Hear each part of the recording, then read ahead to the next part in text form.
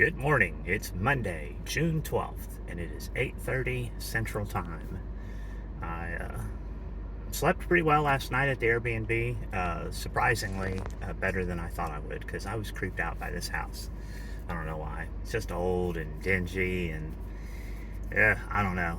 It wasn't the same caliber of places the other Airbnbs I've stayed at. So, um, but I survived. I stayed up a little later, and so I slept a little later. I watched Dick Van Dyke on TV last night for a little bit, and then went to bed around 11. Woke up at 4:30 and was awake for about a half hour, 45 minutes. Finally went back to sleep, and then woke up about 7:45. So today we head for Sioux Falls, South Dakota. I got my North Dakota geocache, so I'm done in North Dakota. No need to stick around, and so I'm altering my path. I'm not going to Fargo. Don't need to. I can go to Sioux Falls and get Minnesota, Iowa, and Nebraska from there. So that's the plan. The plan today is just see how far I get. I don't think I'll get all the way to Sioux Falls. It's like, I don't remember how many miles it is. It was about 5 hours of driving, but with stops and all, it takes me longer. So I don't know. I'm just gonna see how far I can get today. And my trip meter is at 6,164 miles. The car says it's 61 degrees out. I think that's a little low. I just turned the car on. I think it's warmer. They had a thermometer on the side of the house that showed it was 70. However, that was in direct sun, so it might be wrong too. So it's somewhere between 60 and 70 degrees. We'll go with that. So yeah, I think that's all I've got. So let's get rolling. I've been driving for just under 2 hours on state highways. I've left North Dakota. I'm now in South Dakota. They both look remarkably similar, and this is what they look like. Same as yesterday. I just thought, in case anybody forgot, this is what South Dakota looks like. Very, very flat and nothing around. Like I said, I've been on the road almost 2 hours. It's 10:30 Central Time, and I've passed one gas station that had a Subway in it, and that's the only food I've seen. I've passed through a few small towns that were nothing but just barely a crossroads, a main street with maybe a couple businesses or a funeral home. Every little town does have a lot of grain bins, but yeah, this is the Dakotas. Hey, look, a house close to the road. That doesn't even happen very often. But yeah, when I was at the bar last night in Haag, where I stayed, the bartender, she was from Florida. I was surprised. I said something about, I assume you've always lived here, and she's like, no, I'm from Florida. She had a friend in Florida who owned a stucco business and got a good job here in North Dakota, and so she came to visit and really fell in love with North Dakota. She said it's like living in a different time. I would say, these weren't her words, but I would say, based on what she was saying, it's like living in 1950s America. For instance, people don't lock their doors. The Airbnb I stayed at, he's like, the keys are on the table, and I asked for clarification. He's like, the front door's unlocked. And when I checked out today, per his instructions, I left the keys on the kitchen table and left the door unlocked. The bartender was saying that everyone is just very family-centered communities up here, and that's what she fell in love with. Even though, being a Florida native, I said, what about the winters? And she's like, yeah, the winters are rough, but she still wouldn't trade. There's a truck coming, so he's going to fly across the camera vision here. She wouldn't trade it. She loves living here in North Dakota. So anyway, that's all I wanted to say right now. I'll see you later.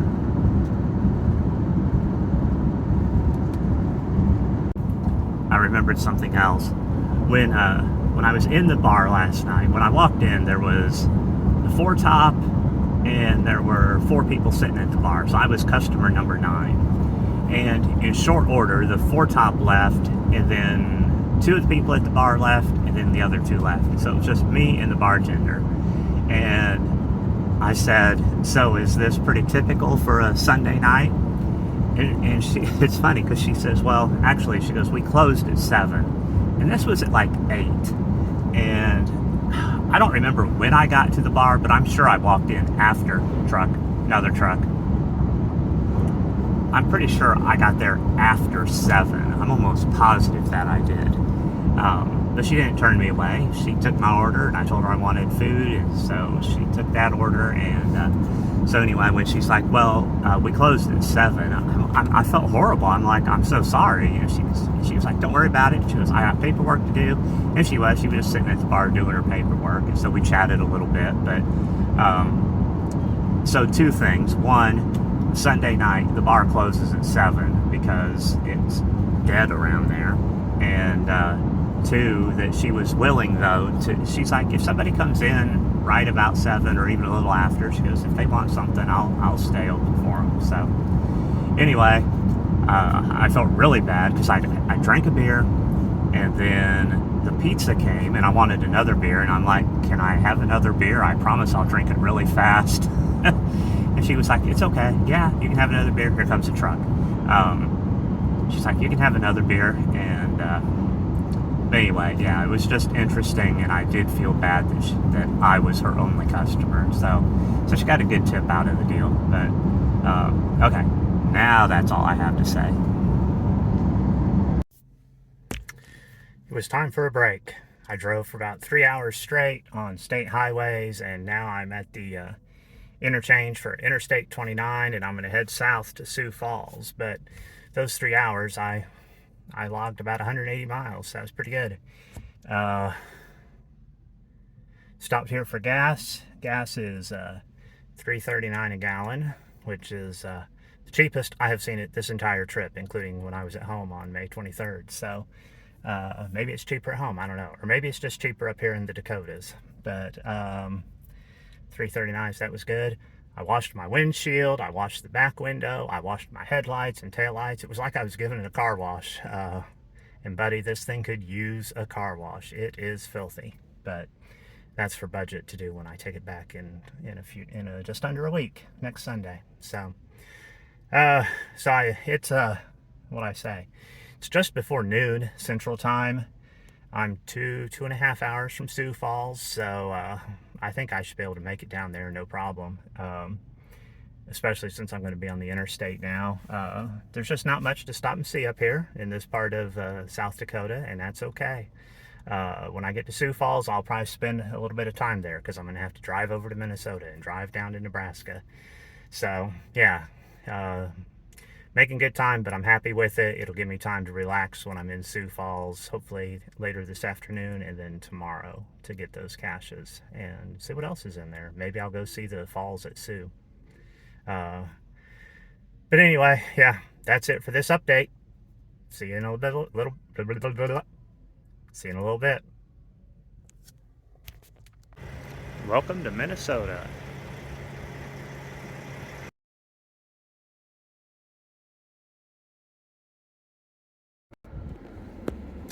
Hello.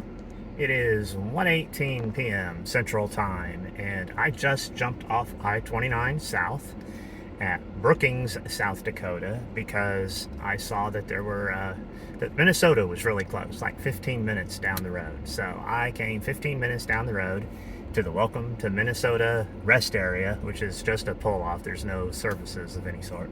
That's fine. Signed the log, and I'm going back on my way. But funny story, I don't think I needed to make this diversion. Thought I heard a car. My original route home or to Flint, either one, had me going down eventually to Sioux City, Iowa, and then coming across Iowa through Illinois and then to Indiana or Michigan, you know. But now that's changed because I am spending tonight in Sioux Falls, not Sioux City, Sioux Falls, South Dakota, and then we'll head east from there. And On my way to this Minnesota cache, I realized I'm pretty sure I'm going to drive across the bottom of Minnesota when I head on my next leg. So I didn't really need to make this little diversion, but that's okay. I got a geocache. I got Minnesota out of the way. One step closer, one geocache closer to filling in that Western USA grid. So I have booked an Airbnb for tonight in Sioux City, South Dakota. No, Sioux Falls. Now I'm getting them confused. I'm staying in Sioux Falls. Yeah, Sioux Falls, South Dakota tonight, which is just an hour or so down the road. So I'm making incredible time because I've only made 2 stops for this geocache and to get gas and to pee earlier. So, but like I said, I think I said in an earlier video, that's all good. I got time to relax a little bit. And it looks like going home or going to Flint. I'm going to go through the Dells, Wisconsin Dells, and Madison, Wisconsin, both of which I've been to before, both of which are kind of cool, and there might be some things for me to see or do in those areas. And then I'm also looking at potentially taking a ferry across Lake Michigan from Milwaukee into Muskegon, Michigan. It's pricey. It looks like it's about $118 to take the car and then $100 for me, so it's $218. But it's a 2.5 hour ferry ride, and I would avoid driving 300 miles. So I don't know. I'm thinking about it. I'll let you know what I decide, obviously. But I think that's all I have for now, so I'm gonna head on down the road. I have stopped in Eagan, South Dakota, to take a couple pictures of this bank and an old gas pump I saw. I'm going to take some with this, but I'm going to take some with my phone too, or my camera too.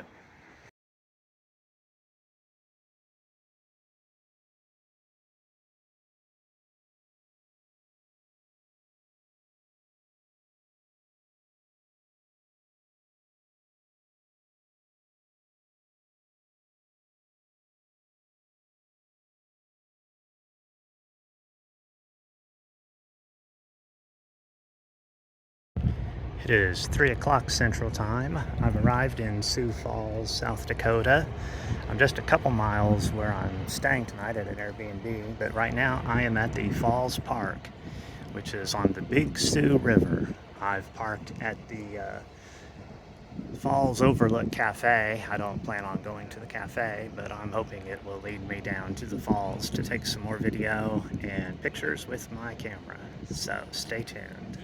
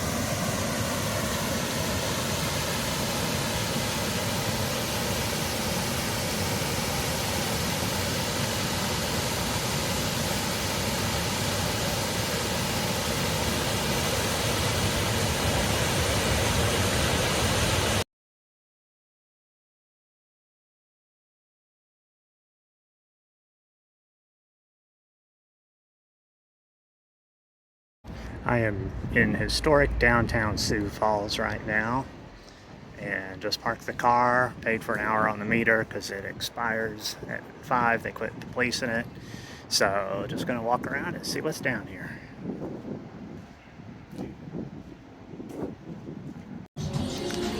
I'm at McKenzie River. It's a pizza and beer place. But they have other food too, and I think I'm gonna have a salad and a quesadilla, because I haven't had those things for a while, so that's the plan.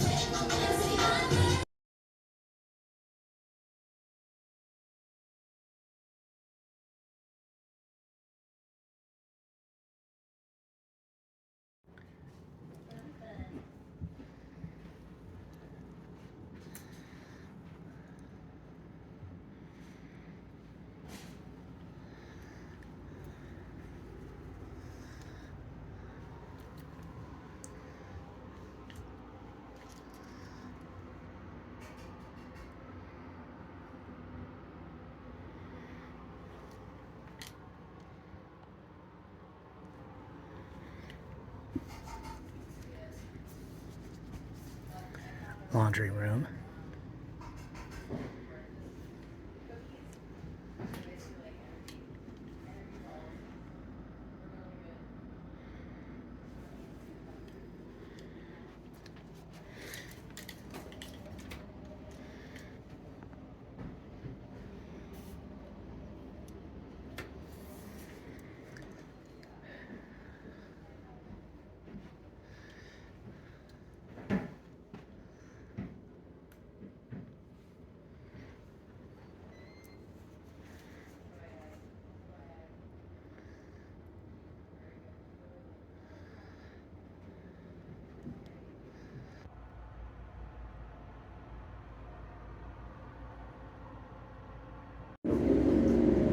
And then they wondered what they would be wondering if people were sleeping and stuff. They wondered what people were harassing.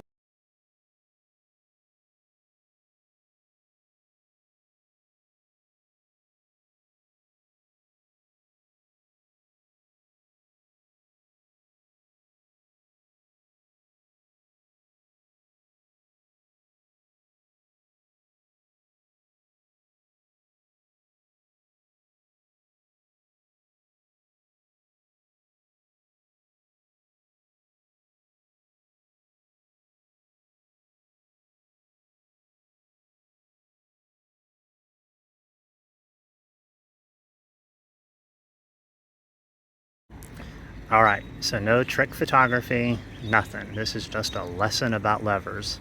In fact, here's a little placard. It says the giant lever. Can you lift a car? It turns out I can. In fact, I'm going to do it one-handed. Left-handed even. Got my hand on the rope. I'm actually going to move it a little higher. And look at the car lift down there. Yeah, I'm pretty strong. No big deal. I'm going to do it again this time, close up on the car.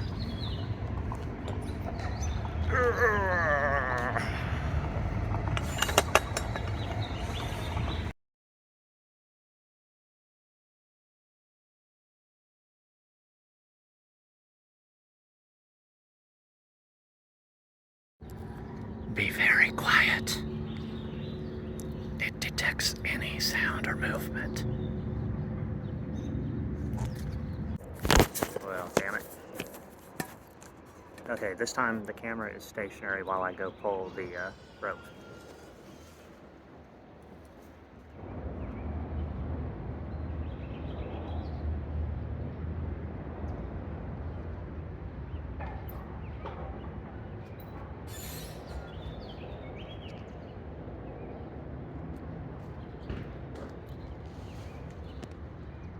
I think in total I lifted the car 3 or 4 times, so I feel like I've got all my workout in for the week.